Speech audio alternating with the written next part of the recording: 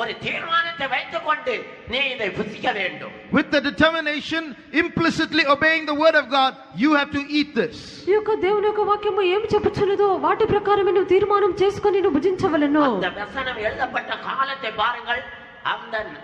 அவன் அறைகள் அவன் கட்டப்பட்டதாயும் என்று எழுதப்பட்டிருக்கிறது. Look at the situation in which that Passover is eaten. They have to eat it with their loins girded. ఆ యొక్క వాక్యము రాయబడినటువంటి స్థితి చూడండి, మీ నడుము కట్టుకొని.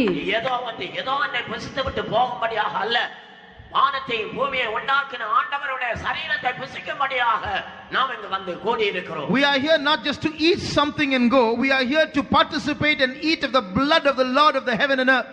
మనము ఏదో ఒకటి తిని వెళ్ళటకు కాదు, ఆకాశమును భూమిని సృష్టించినటువంటి దేవుని యొక్క శరీరమును తిని వెళ్ళటకు వచ్చినాము. பாதரட்சைகள் போடப்பட்ட பாதங்கள் பாதரட்சைகளால பாதரட்சைகள் போடப்பட்டதா இருக்க வேண்டும். You have to eat